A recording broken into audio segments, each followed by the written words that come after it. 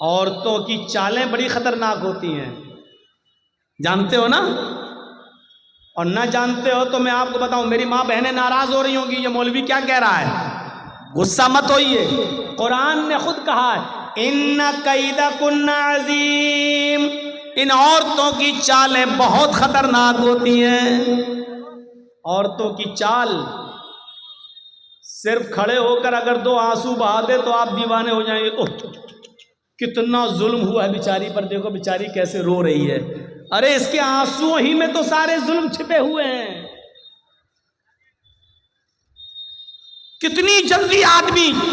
چار طرف آدمی اور کھڑا ہو، وہ عورت رو دے بیچ میں تو چاروں کو ہمدردی آ جائے گی، بہن روتے نہیں ہیں، ارے نہیں نہیں نہیں، سب اس سے ہمدردی کرنے لگیں گے۔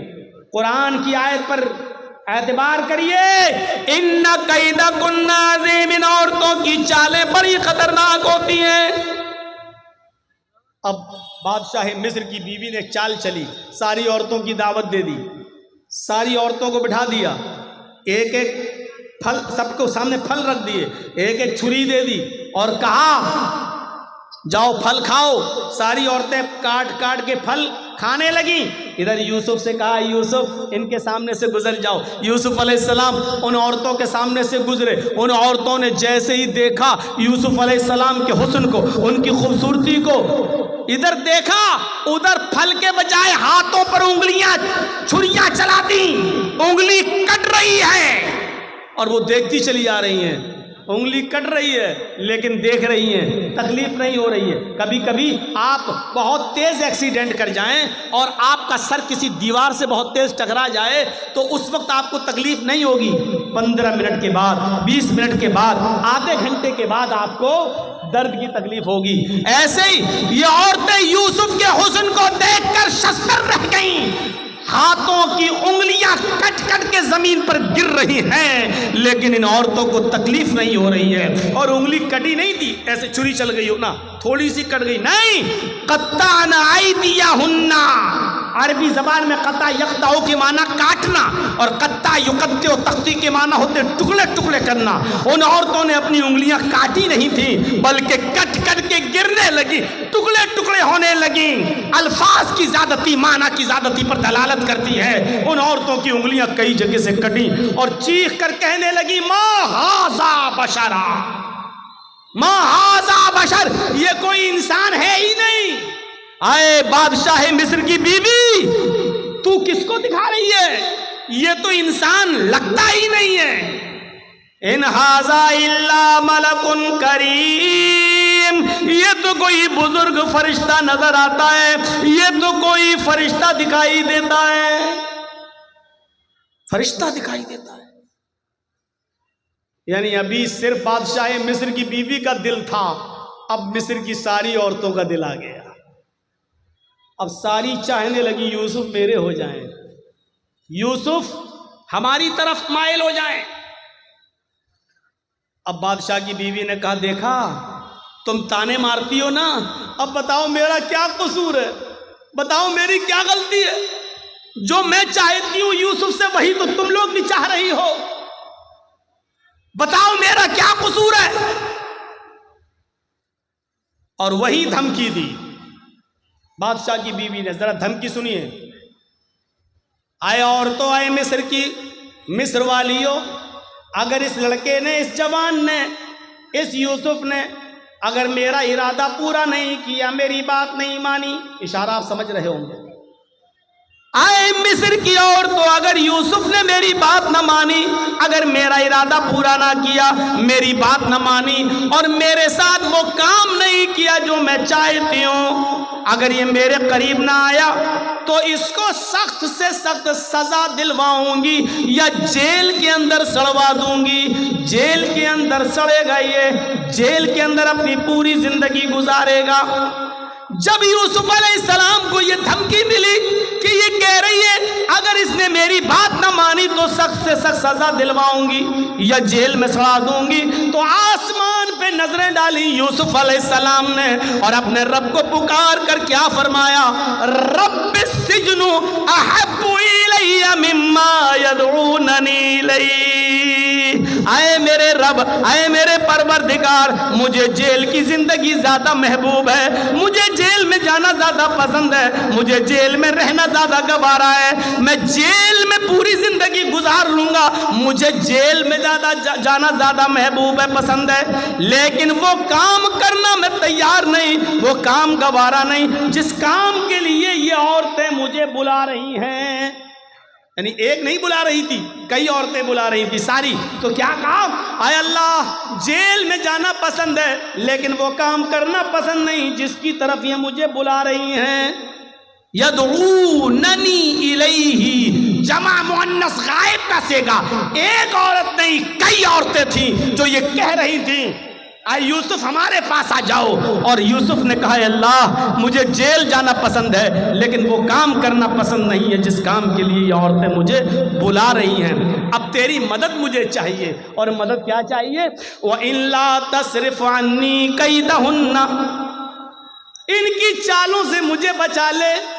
اگر تو نے مجھے ان کی چالوں سے نہ بچایا، اگر تو نے مجھے ان کی چالوں سے محفوظ نہ رکھا،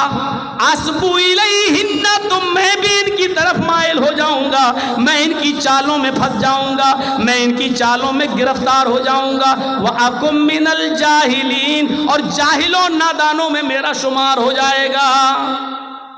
یعنی عورتوں کی چالوں سے بچنے کے لیے یوسف علیہ السلام بھی دعا کر رہے ہیں اللہ سے کہ اللہ میں جیل میں چلا جاؤں گا یہ پسند ہے، لیکن وہ کام کرنا پسند نہیں ہے جس کی طرف یہ مجھے دعوت دے رہی ہیں، ہاں لیکن تو مجھے ان کی چالوں سے بچا لے۔ پتہ نہیں کون سی چالیں ہیں، پتہ نہیں کیسی کیسی چال یہ استعمال کر کے مجھے اپنی طرف مائل کر لیں، اس لیے میرے پروردگار تو مجھے بچا۔ اور پھر بھی یوسف علیہ السلام چال سے بچ نہیں سکے۔ آؤ یوسف ایک کام ہے، کہ اچھا چلو کام ہے، میں تو خریدا ہوا غلام ہوں ان کا، بات ماننا پڑے گی، آؤ ادھر آؤ۔ وہ یوسف کو لے گئی، دروازہ بند کر دیا، دوسرے کمرے میں لے گئی، اس کا دروازہ بند کر دیا، ایک اور کمرے میں لے گئی، اس کا دروازہ بند کر دیا، وغلقت الابواب، ایک نہیں کئی دروازے تھے بند کر دیے، اور آخری والے روم میں لے جا کر کہا یوسف آؤ، آج تنہائی ہے، موقع ہے، کوئی نہیں ہے، آؤ، میں کب سے تمہارے بڑے ہونے کا اور بالغ ہونے کا انتظار کر رہی تھی، آؤ، تمہاری خوبصورتی اور حسن نے مجھے تمہارا دیوانہ کر دیا ہے، آؤ میری طرف آؤ۔ یوسف علیہ السلام نے کہا معاذ اللہ، اللہ کی پناہ، کیا اسی لیے تم مجھے یہاں لے کر آئی ہو؟ وہاں سے بھاگتے ہیں، عورت بھی پیچھے پیچھے بھاگتی ہے، پہلے دروازے سے بھاگنے میں کامیاب ہو گئے، دوسرے دروازے پہ پہنچے، عورت بھی پیچھے پیچھے بھاگ رہی ہے، دوسرے دروازے سے نکلنے میں کامیاب، تیسرے دروازے پر پہنچتے ہیں، دروازہ پکڑ کے کھول ہی رہے ہیں کہ پیچھے سے عورت آتی ہے اور ان کی قمیص پکڑ کے کھینچتی ہے، پیچھے سے قمیص پھٹ جاتی ہے، پیچھے سے کرتا پھٹ جاتا ہے، یوسف علیہ السلام کا پیچھے سے کرتا پھٹتا ہے، سامنے کا دروازہ کھلتا ہے، دروازہ کھلتا ہے تو کیا دیکھتے ہیں، اس عورت کا شوہر کھڑا ہے، بادشاہ سامنے کھڑا ہے۔ اس عورت نے فوراً الزام لگاتے ہوئے فرمایا اے میرے سرتاج، اے میرے شوہر، جو تمہاری بیوی پر غلط نظر ڈال کر اس کے ساتھ برے کام کے ارادے سے اندر داخل ہو جائے، بتاؤ اس کی سزا کیا ہونی چاہیے سوائے جیل کے؟ مکر و فریب کر کے یوسف علیہ السلام کو جیل پہنچا دیا۔ مفسرین کا اختلاف ہے، کسی نے لکھا 7 سال جیل میں رہے، کسی نے لکھا 10 سال جیل میں رہے، بہرحال ایک لمبی مدت جیل میں کاٹی، خواب کی تعبیر کا علم دیا گیا، ادھر مصر میں قحط پڑ گیا، بادشاہ بڑا پریشان، بتایا گیا خواب کی تعبیر کے بارے میں، یہ جیل میں ایک نوجوان ہے جو بتاتا ہے، بہرحال بادشاہ نے کہا اس کو وہاں سے آزاد کرو،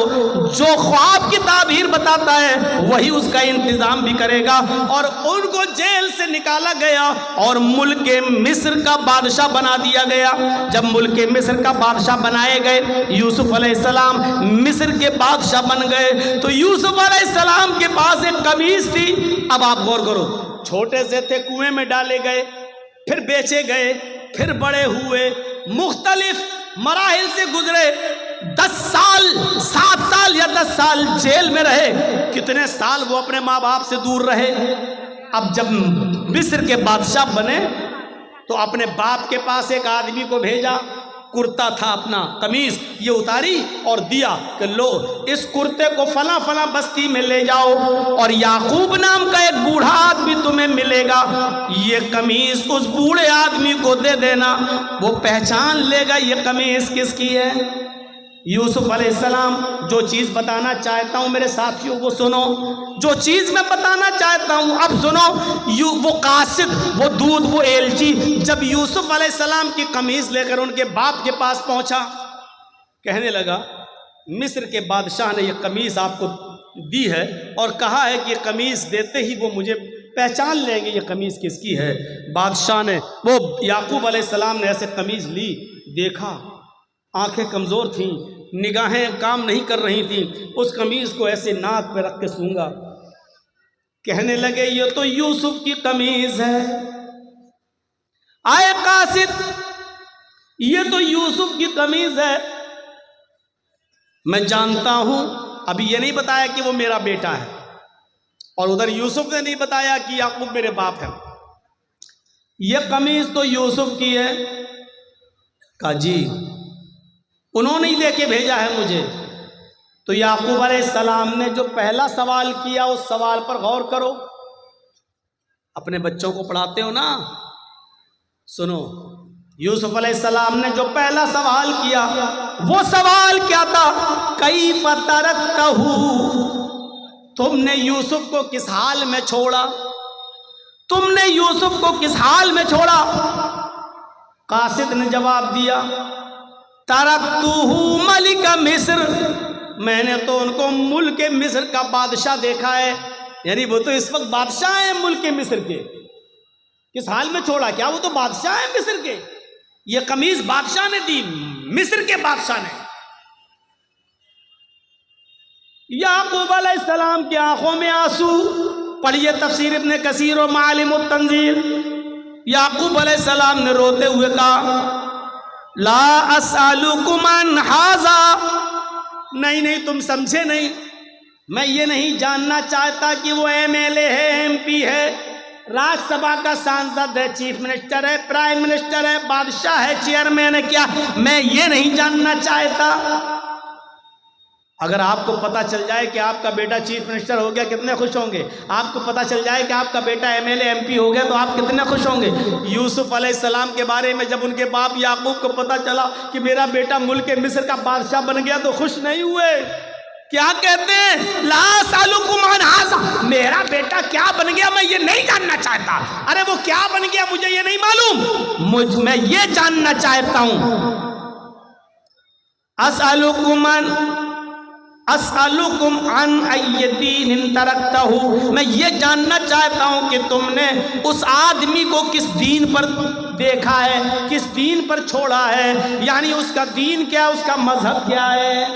یعقوب علیہ السلام کو اتنے دنوں کے بعد بھی فکر ہوئی تو یہ ہوئی کہ میرے بیٹے یوسف کا دین کیا ہے، اس کا مذہب کیا، اس کی تربیت اچھی ہوئی کہ نہیں ہوئی، وہ اچھے ماحول میں پلا کہ نہیں پلا،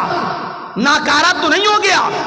یعقوب علیہ السلام نے پوچھا اسألکم عن ای دین ترکتہ، تم نے اس کو کس دین پہ چھوڑا؟ تو قاصد نے جواب دیا اچھا دین کے بارے میں جاننا چاہتے ہو کہ ہاں؟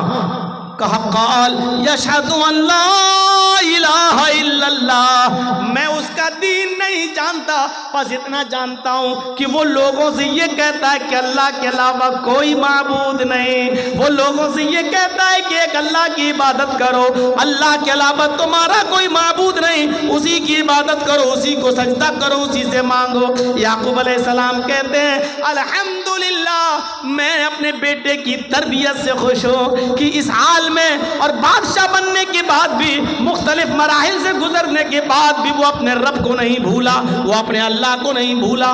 تو قرآن کی تعلیم اللہ کی معرفت انسان کو بتاتی ہے، یہ ہونا چاہیے ایک باپ کی ذمہ داری۔ آپ کا بیٹا ایم ایل اے، آپ کا بیٹا ایم پی، آپ کا بیٹا چیئرمین، آپ کا بیٹا پرمکھ، آپ کا بیٹا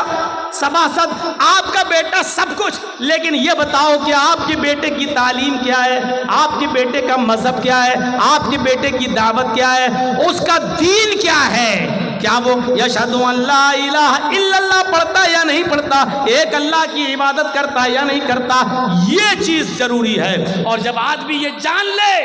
کہ ایک اللہ ہے، اسی کی عبادت کی جائے گی، تو پھر وہ اللہ کے علاوہ کسی کو رازق نہیں سمجھتا، اللہ کے علاوہ کسی کو سجدہ نہیں کرتا، پھر اللہ کے علاوہ وہ کسی سے ڈرتا نہیں، کیونکہ اس نے اللہ کو اپنا معبود مان لیا ہے۔ آج کے اس دور میں جگہ جگہ پر برائیوں کا جال بچھا ہوا ہو، جگہ جگہ پر برائیوں نے اپنے پیر پھیلا لیے ہوں، ذرا بتائیے، آپ نکل کے دیکھ لیجئے ابھی اسی جلسے میں، اور تھوڑا سا باہر نکل کر جا کے نمائش دیکھ لیجئے، میلہ دیکھ لیجئے، جھولے دیکھ لیجئے، اسی میں ایک طرف دین کے نام پر جلسہ اور دوسری طرف میلہ اور ٹھیلا، اور دیکھیے کہ اس بازار میں آپ کو مردوں سے زیادہ عورتیں سامان خریدتے ہوئے نظر آ جائیں گی، اپنے بچوں کو جھولا جھلاتے ہوئے نظر آ جائیں گی، اور مردوں کا عورتوں کا اختلاط ایسی جگہ پر ہوتا ہے۔ جو اسلام ہمیں یہ کہتا ہے کہ عورت جس کی آواز بھی اتنے پردے میں ہونا چاہیے کہ اگر امام مسجد میں رکوع کرنا یا سجدہ کرنا بھول جائے، یا ایک رکوع کے بجائے 2 رکوع کر لے، اور کسی مرد کو پتہ نہ ہو، پیچھے کوئی ٹوکنے والا نہ ہو، سبحان اللہ اور الحمدللہ کہنے والا نہ ہو، اور عورت کو معلوم ہو، عورتوں کی صفیں لگی ہوں پیچھے پردے کے پیچھے، ان کو معلوم ہو کہ امام بھول گیا، تو ان کو اتنی دور سے سبحان اللہ اور الحمدللہ کہنے کی ضرورت نہیں، اللہ اکبر کہنے کی ضرورت نہیں ہے، کیونکہ اگر وہ بولیں گی تو ان کی آواز مرد سنیں گے، ان کی آواز بھی کہیں فتنہ نہ بن جائے، اور نماز پڑھنے والے مردوں کے ذہن میں گھس نہ جائے کہ بڑی سریلی باریک آواز، بڑی جادو والی آواز ہے، اور کہیں پھر ایسی سریلی آواز والی کا پیچھا نہ کرنے لگے، اس لیے عورتوں کو حکم دیا کہ وہ تصفیق کریں گی، یعنی سبحان اللہ، اللہ اکبر نہیں کہیں گی، بلکہ وہ تالی بجائیں گی، ایسے ہیں یا ایسے، اور اس آواز کو جب امام سنے گا تو سمجھ جائے گا کہ میں بھول گیا۔ غور کر رہے ہیں؟ سبحان اللہ کتنا اچھا جملہ ہے، اللہ اکبر کتنا پیارا جملہ ہے، زمین و آسمان نیکیوں سے بھر جاتے ہیں، لیکن عورتوں کو یہ جملہ بھی زور سے بولنے کی اجازت نہیں ہے۔ مسجد کے اندر بھی، جب مسجد کے اندر بھی بولنے کی اجازت نہیں ہے تو باہر جلیبی والوں سے جلیبی خریدنے کے لیے 1 کلو دے دو، آدھا کلو دے دو، یہ تمہیں پرمیشن کہاں سے مل گئی؟ دکاندار پہ جاؤ، دکان پہ شاپنگ خریدنے کے لیے بحث کرو، صاحب تم تو اتنے کا دے رہے ہو، بغل والا تو اتنے کا دے رہا ہے، بحث کرو یہ کہاں سے تمہیں پرمیشن مل گئی؟ آج کے سریانیت کے دور میں قدم قدم پر میرے بھائیوں وہ دور یاد کرو کہ ابو بکر صدیق نے صرف 1 کھجور کھا لیا تھا بس، اور جب اس کے غلام نے کہا کہ یہ کھجور تو میں کہانت گڑھ کے لایا ہوں، کسی کو میں نے کہہ دیا تھا کہ تمہاری بیوی کو بیٹا ہوگا، آج اس کو بیٹا ہوا ہے تو وہ خوشی میں ہم کو دے گیا۔ کہا اچھا یہ تو اللہ کو معلوم ہے بیٹا ہے کہ بیٹی ہے، تم نے کیسے بتا دیا؟ کہا وہ تو میں نے دھول میں لاٹھی ماری اور اس کے گھر میں بچہ پیدا ہو گیا۔ ابو بکر صدیق پانی پیتے گئے اور حلق میں انگلی ڈالتے گئے اور قے کرتے گئے، پھر انگلی ڈالی، پھر قے کیا، اور جب تک پورا کھجور جو کھا لیا تھا نکال نہیں دیا تب تک سکون نہیں ملا، اور بعد میں کہا حرام کا 1 لقمہ اگر کوئی کھاتا ہے، 1 لقمہ، تو اللہ تعالیٰ اس کے دل کو سیاہ کر دیتا ہے، سیاہ کالا کر دیتا ہے، اور جب تک وہ توبہ نہ کر لے اللہ اس نقطے کو مٹاتا نہیں ہے۔ توبہ کر لیتا ہے تو نقطہ مٹا دیتا ہے، اور توبہ نہیں کرتا تو وہ نقطہ بڑھتے بڑھتے پورے دل کو کالا کر دیتا ہے۔ آج قدم قدم پر آپ دیکھ لیجئے، ہم کو ایک واشنگ مشین خریدنا ہے، واشنگ مشین والا کہہ رہا ہے صاحب واشنگ مشین 15,000 کی ہے، آپ ایسا کرتے ہو کہ نہیں کرتے ہو؟ صاحب 15,000 روپے تو نہیں ہیں، 5,000 روپے لے لو اور بقیہ قسطیں باندھ لو، اور قسطیں باندھ دی گئی، قسطیں باندھ دی گئی۔ اب وہ بھلے ہی 15,000 کی جگہ اب 16,000 دے رہے ہیں، کیونکہ وہ آپ نے ایک لون لے لیا ہے۔ اب آپ کو ہر مہینے 500 روپیہ 1000 روپیہ آپ کو دینا پڑ رہا ہے۔ میرے پیارے ساتھیوں، یہ چیز شریعت کے اندر جائز نہیں ہے، کیونکہ ایک چیز یہ ہوتی ہے کہ یہ 4 ویلر ہے، گاڑی ہے 4 ویلر، یہاں گورنمنٹ نے وہ لگا دیا ہے، انکم ٹیکس سے جڑا ہوا ہے معاملہ۔ یہ گاڑی 15 لاکھ روپے کی ہے، جرجی صاحب اگر ڈائریکٹ 15 لاکھ کیش دے رہے ہیں تو انکم ٹیکس کو جواب دینا پڑے گا۔ یہاں لون لینا جائز ہے، انکم ٹیکس سے بچنے کے لیے یہاں لون لینا جائز ہے۔ 5 لاکھ روپے دے کر بقیہ 10 لاکھ روپے کا لون کر دینا تاکہ انکم ٹیکس سے ہم بچ سکیں، یہاں لون لینا جائز ہے، کیونکہ گورنمنٹ کی نظر میں آپ آ جا رہے ہیں تو یہ مجبوری ہے یہاں۔ لیکن ہمارے پاس یہ موبائل خریدنے کا پیسہ ہے، یہ موبائل 15,000 کا ہے، میرے پاس 15,000 روپے ہیں بھی، لیکن اس کے باوجود بھی ہم 5,000 دے کر 1,000 روپے مہینہ ہم بعد میں آپ کو دیں گے، تو یہ چیز جائز نہیں ہے۔ آج قدم قدم پر ایسی برائیاں ہمیں دیکھنے کو ملتی ہیں۔ آج ہم حرام کے کس لقمے تک پہنچ چکے ہیں ہمیں پتہ نہیں ہے۔ ہم نماز بھی پڑھ رہے ہیں اور حرام لقمے بھی کھا رہے ہیں۔ حضرت عائشہ فرماتی ہیں تمہاری کمر کمان کی طرح جھکی کیوں نہ جائے، دعائیں کرتے کرتے یعنی تم بوڑھے کیوں نہ ہو جاؤ، جب تک تم حلال لقمہ نہیں کھاؤ گے اور حرام لقمہ نہیں چھوڑو گے، اللہ تمہاری دعا کو تمہارے سر سے اوپر نہیں لے جائے گا۔ کریڈٹ کارڈ ابھی پوچھو نا تو بڑے بڑے لوگوں کے پاس کریڈٹ کارڈ ملے گا۔ کریڈٹ کارڈ کی حیثیت کیا آپ کو معلوم ہے؟ کریڈٹ کارڈ، بینک آپ کے بیلنس کو دیکھتے ہوئے کریڈٹ دیتی ہے آپ کو۔ کریڈٹ کارڈ 1 لاکھ روپے آپ کو ادھار دے دیا گیا، آپ نے لے لیا، ایک لمٹ ہوتی ہے، اس لمٹ میں آپ کو وہ بینک میں اتنا پیسہ دینا ہے تب تو ٹھیک، اور جیسی وہ لمٹ نکلی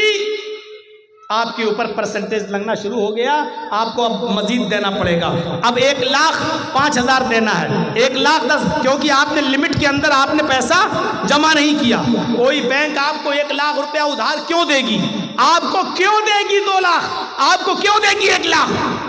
وہ جانتی ہے کبھی نہ کبھی تو آپ ایسا کریں گے کہ وقت پر نہیں دے پائیں گے، کبھی مجبوری ہوگی آپ کے ساتھ، اور جہاں مجبوری میں آپ نے ایک قسط بھی جمع نہیں کی وہیں سے آپ کے اوپر بیاج لگنا شروع ہوگا۔ اسی لیے علماء نے بالاتفاق فتویٰ دیا ہے کہ کریڈٹ کارڈ بنوانا جائز نہیں ہے اور کریڈٹ کارڈ ناجائز ہے۔ اب آپ اندازہ لگائیے، تو ہمیں یہ علمی یہ مدرسوں سے یہ چیزیں ملیں گی آپ کو، یا گہرا مطالعہ کیجئے۔ آج ہر زبان میں کتابیں چھپ چکی ہیں، ہر زبان میں کتابیں آ چکی ہیں، آپ اسلام کا مطالعہ کیجئے، حلال اور حرام کو دیکھیے۔ میرے بھائیوں، قدم قدم پر آپ کو حرام اور حلال کی تمیز آج اٹھ چکی ہے، قدم قدم پر دیکھنے کو ملے گا۔ تو باپ اپنی اولاد کی اچھی تربیت کرتا ہے، ماں بھی اپنی اولاد کی اچھی تربیت کرتی ہے۔ تذکرۃ الحفاظ میں علامہ شمس الدین ذہبی نے نقل کیا ہے کہ ایک عورت تھی جس کے گھر جب بچہ پیدا ہوا، ایک عورت تھی جس کے گھر میں ایک بچہ پیدا ہوا، جب وہ بچہ پیشاب کرتا تھا تو اس کی ماں اس کی شرمگاہ پر پانی ڈال دیا کرتی تھی۔ بچے نے پیشاب کیا، ماں نے پانی ڈال دیا، بچے نے پیشاب کیا، پھر ماں نے پانی ڈال دیا، ماں پانی ضرور ڈال دیا کرتی تھی۔ آج کل ہماری مائیں کیا کرتی ہیں؟ بچے کی پینٹ کی چین کھولی، بیٹا یہاں کھڑے ہو کے پیشاب کر لے، یہاں کھڑے ہو کے پیشاب کر لے، بیٹا کھڑے 5 سال 6 سال کا بچہ کھڑے ہو کے پیشاب، یہاں بچہ پیشاب کرتا، ماں پانی ڈال دیتی۔ پہلا دن تھا اس بچے کے چلنے کا، پہلا دن تھا بچے کے چلنے کا۔ بچہ جیسے ہی پہلا دن کھڑا ہوا اور اس کو چلنے لگا، اس کو پیشاب لگا، بچے نے ایسی پانی کا برتن اٹھایا اپنے کمزور ہاتھوں سے اور ایسے لنگڑاتے ہوئے دھیرے دھیرے چال سے گیا اور دروازے کے پاس جا کر بیٹھ گیا. ماں دور سے دیکھ رہی کہ دیکھیں میرا بیٹا کیا کرتا ہے. وہ بیٹھ گیا, اس نے اپنا کپڑا خود اتار لیا, بیٹھ کے پیشاب کرنے لگا. اس کو معلوم نہیں کہ پیشاب کیسے ہوتا ہے, اس کو پتہ نہیں استنجا کیسے ہوتا ہے, اس کو پتہ نہیں پانی کس ہاتھ میں پکڑنا چاہیے اور شرمگاہ کس ہاتھ میں پکڑنا چاہیے, اس کو نہیں معلوم. اس کو صرف اتنا معلوم ہے کہ میری ماں میری شرمگاہ پہ پانی ڈال دیتی تھی بس. اس نے پیشاب کیا اور پانی اپنی شرمگاہ پہ ایسے ایسے لیا اور ایسے ڈال دیا, اپنی شرمگاہ پر پانی ڈال لیا, ایسے لیا اور ایسے پانی انڈیل لیا. اس نے دھویا نہیں, وہ جانتا ہی نہیں, بچہ ہے چھوٹا, پہلا دن تھا چلنے کا. اس نے پانی اپنی شرمگاہ پہ ڈالا, ماں دور سے دیکھ رہی ہے, وہی اس کی آنکھوں میں آنسو آ جاتے ہیں اور روتے ہوئے کہتی ہے فزت برب الکعبہ, کعبے کے رب کی قسم میں کامیاب ہو گئی, اللہ کی قسم میں کامیاب ہو گئی. میں جو سکھانا چاہتی تھی اپنے بچے کو میں نے وہ سکھا دیا, میں جو سکھانا چاہتی تھی اپنے بچے کو میں نے سکھا دیا. میں یہی سکھانا چاہتی تھی کہ میرا بیٹا